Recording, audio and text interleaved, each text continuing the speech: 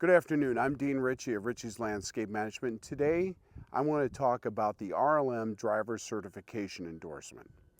This is not to be confused for federally mandated DOT regulated vehicles, which would be our dump trucks with trailers over 10,000 pounds where the combination is over 26,000 gross vehicle weight rating.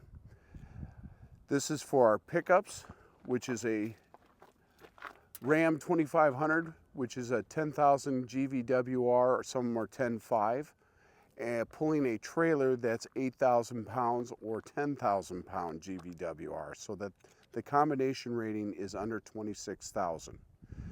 With this rig behind me, you only need a regular operator's license, but for our purposes of insurance and for safety, I'm going to go through the procedure on checking out this vehicle, hooking up the vehicle to a trailer, driving maneuvers, and a practical driving exam. So the purpose of this video is to provide a safe, standard operating procedure for our drivers driving a non-DOT rig. So the first thing we want to do is a pre-trip inspection check. And this is not a DOT inspection check, which is a lot more comprehensive. This is for pickup and for our standard 16-foot maintenance trailer. First thing we want to do is we want to look underneath the truck and see if there's any leaks or puddles of oil or fluids or coolant. If there's a leak or a pool of some sort, please do not start the vehicle. Come and go get the shop manager or the mechanic for that. If everything's free and clear, then the next step we want to do is the tires. Here, we want to look at the tread, and inside every truck, you'll see a tread measuring tool. We're going to take and put that tool pressed down on this, on the widest part of the tread, deepest part of the tread, and as long as this is green, we're good to go. If it's something like this, you'll see the yellow and the red means we have to change the tire immediately. And when it gets to yellow, we want to change it, but red is dangerous. You don't want to drive it. Since we're on looking at the tire, we're looking for cuts or bubbles either in the tire or on the sidewall. We also want to look at the valve stem, make sure it's not damaged, make sure there's a cap. We want to go ahead and take our tire pressure gauge and make sure that there's 75 pounds of pressure in these tires for this pickup. If you're not sure how much to fill up the tire, look at the sidewall. You'll see how much to inflate the tire. Put the cap back on and do the same for all 4 tires. While you're down looking at the tire, now this wheel has a hubcap and a rim cover, but you want to look for cracks in the rim, any loose lug nuts, any excessive rusting, anything that would compromise the wheel. Do that for all 4 wheels. Next, we want to go to the fuel cap. Make sure it's on tight, make sure there is a fuel cap, make sure it's not leaking. If that's good to go, we want to look at the exhaust system, which is on the other side. Some trucks might have a dual exhaust. This one is on the passenger side. And what we're going to do is we're going to come down, we're going to take the exhaust pipe, and we're going to see if we can wiggle this. If we see any excessive sooting, if we see any excessive movement, come and get the mechanic. After we've looked on the outside, we want to go ahead and look in the engine compartment. So the first thing we're going to do is we're going to pop the hood. Most of the hood releases are underneath the steering wheel down at the bottom. Give it a pull.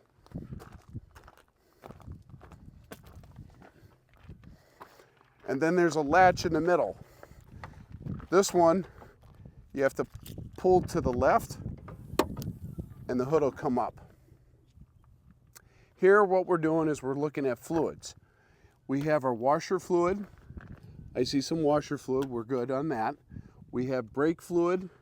We have power steering fluid. And on the outsides of these things, you can barely see it, but you'll see if it's minimum, maximum on all these reservoirs. Coolant. We also have the oil. Now, since we haven't started up the truck yet, we can go ahead and pull the dipstick and see that it is in the operating range, okay? If you fire this up, it's gonna pressurize the whole oil reservoir, or the whole oil reservoir, and shoot oil all the way up the dipstick. So you have to wipe it off and redo it. Here, this is good. If you are low on oil, that means there's a problem. Come and get the mechanic. It's either past due for an oil change or you have a leak. So next we're going to check the inside of the truck. One of the first things we want to do is hop in the truck.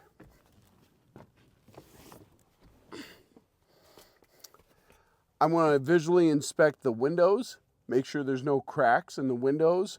I'm going to look at the mirrors.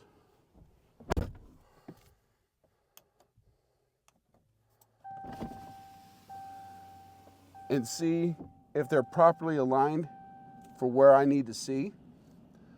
I'm also going to charge the system so I can check all the signals. The front lamps, the back lamps, the left turn signal, the right turn signal, and the hazards.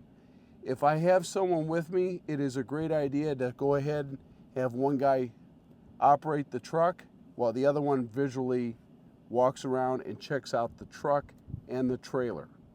Here we do have the trailer hooked up, so it's very convenient to check out the trailer as well. After I'm done with the lights, I want to check to see if the horn works. It does. We're also going to look for any warning lights that might come on at the time when we start up the truck. But before we do that, we're going to check the rest of the inside of the truck for safety equipment.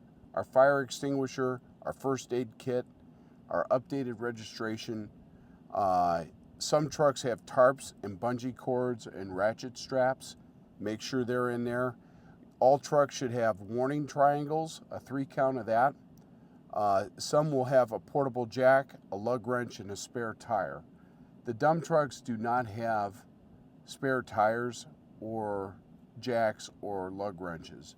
If a flat goes on with that, we usually have that towed in and have it worked on. Most pickups will have a spare tire and have all the tools assembly to change out that tire. Most RLM employees will be assigned a truck. So some of this stuff, unless you move it, you only have to check it once a week or so to make sure that you still have it. Some crews will have fire extinguishers and first aid kits in the trailer. Others will have them in the truck. Wherever it is, make sure you have it. That is the point of this.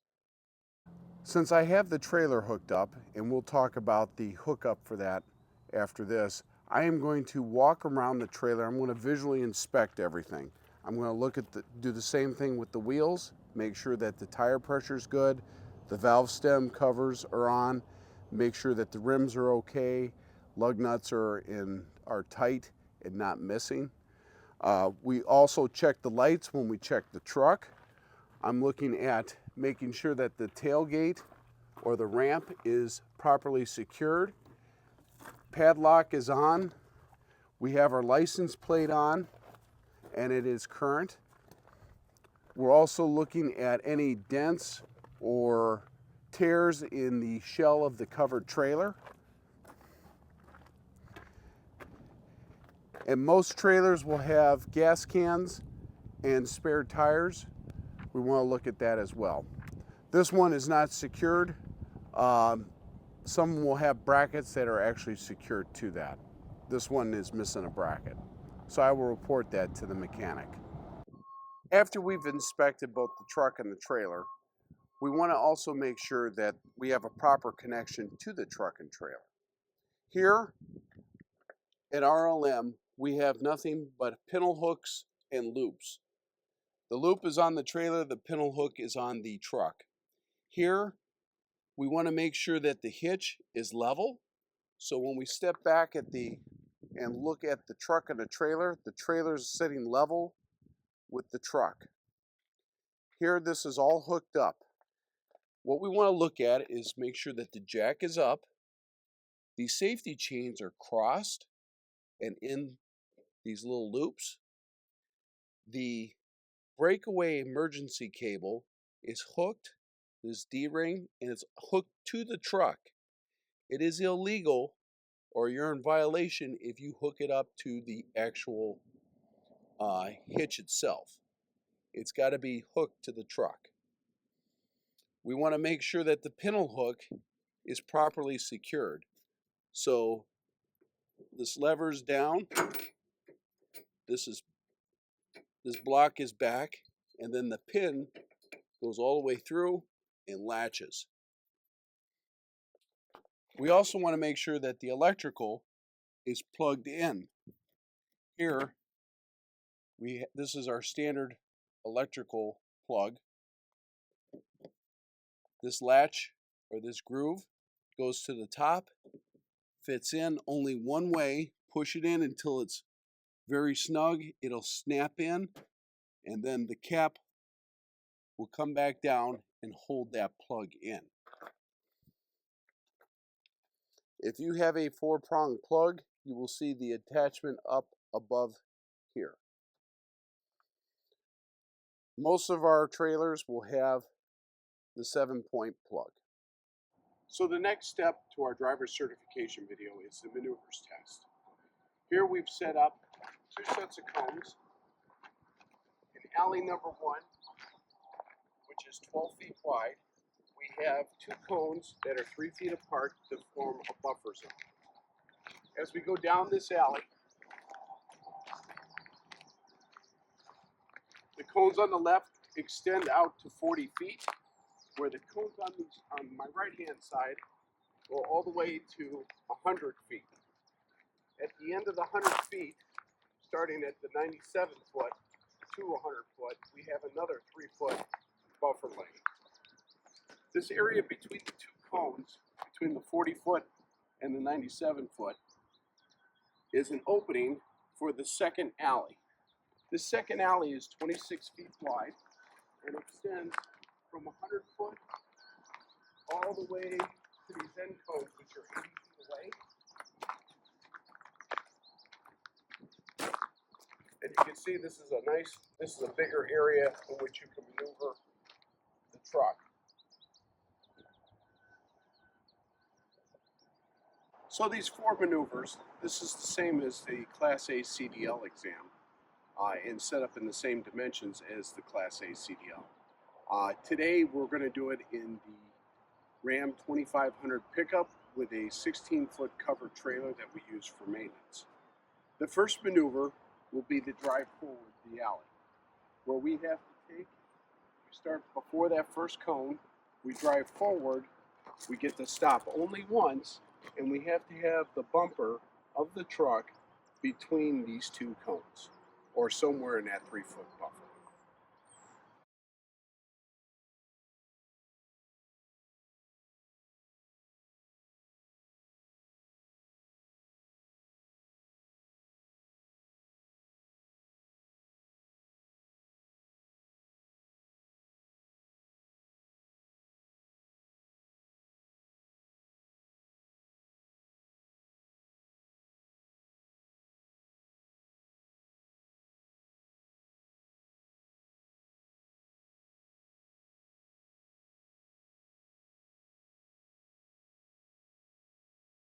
The second maneuver is the backward alley maneuver. We had just finished with our first maneuver where the truck bumper is right between this buffer zone. We're going to pull the truck and trailer completely forward so that the trailer is beyond the buffer zone. Stop, and then reverse all the way back down the alley to where the tip of the trailer lands up in the buffer zone. We have one pull forward, stop and pull forward maneuver, and we also have a one get out and look maneuver that do not count against your score.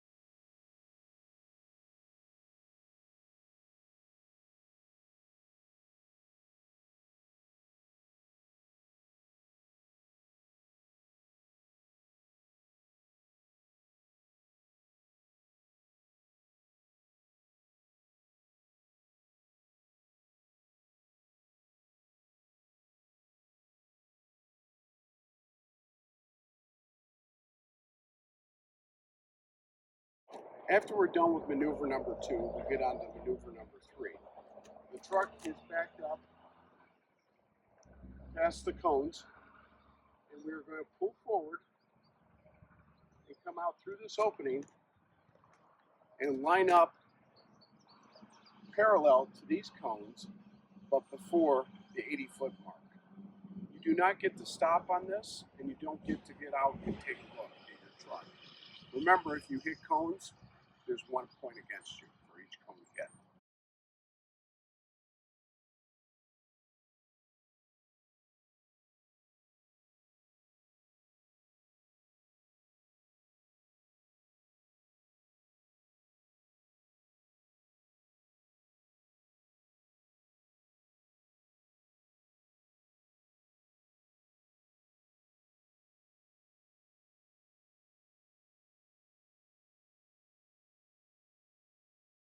Maneuver 4 is the backup version of maneuver 3.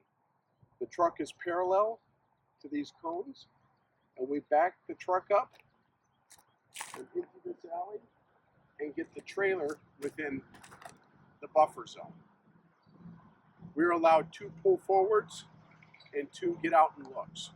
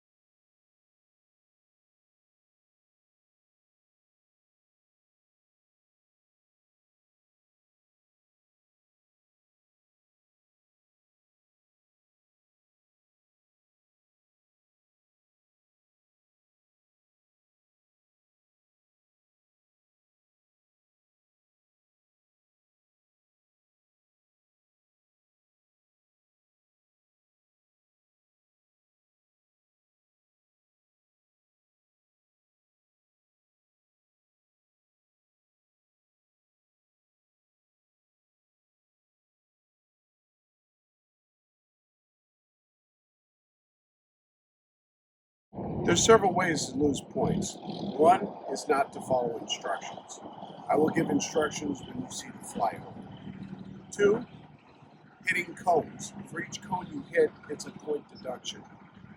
And 3 is not putting the truck in the buffer zone. So after the maneuvers test, we have our last test, which is the actual practical driving test. We're going to take the same rig, we're going to go around the block with the instructor and get graded on how well we obey the laws of the road.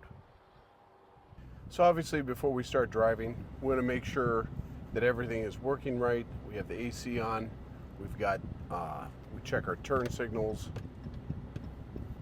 We've already done a pre-trip inspection, but it doesn't hurt to check that anyway. We have our safety belt on, Now we're ready to drive.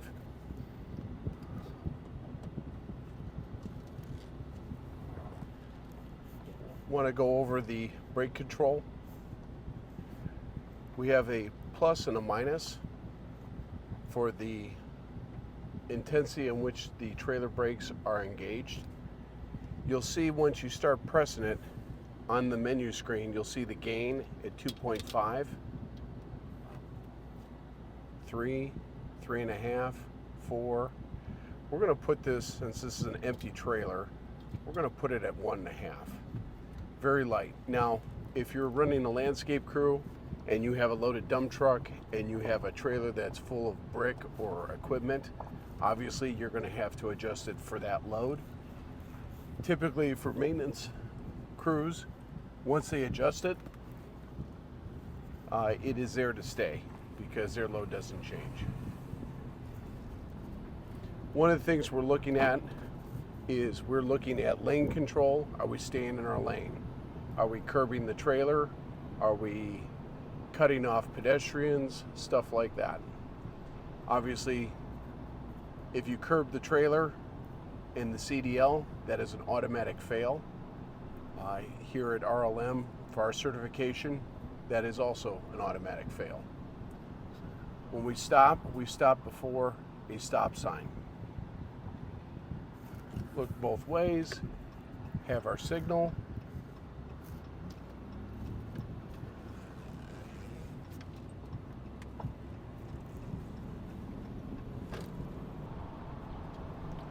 The speed limit is 35. We keep it right around 35 or just a touch under. All the trucks are GPS monitored, so we know, the office knows when we're speeding. Obviously, when we have an accident, we have documentation on how the truck has been driven, which helps us with our case if we're not at fault. Stop behind the white line. Even though I can turn on red, I want to really wait and make sure it's all clear before I turn. And if in doubt, just wait till it turns green.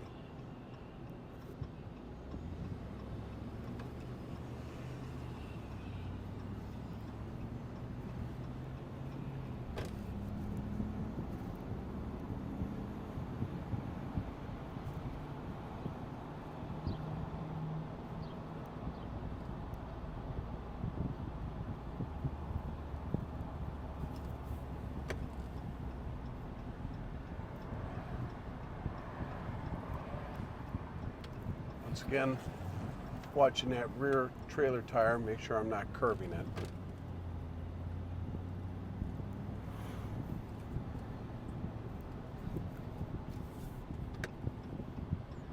Stop behind the stop sign.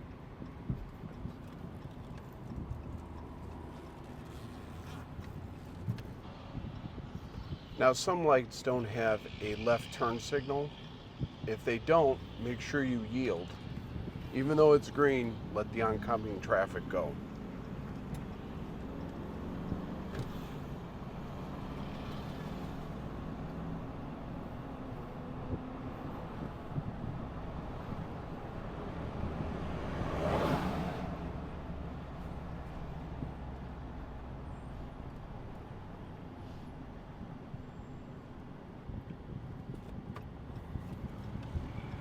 If I end up following somebody, I want to make sure I'm at least one truck and trailer length behind them for every 10 miles an hour fast we're going.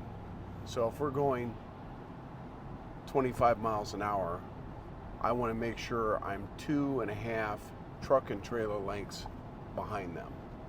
You get up close, you may not have enough room to stop, especially if the conditions are not roadworthy, like if it's raining or if it's snowing or it's sleeting. Be sure not to tailgate.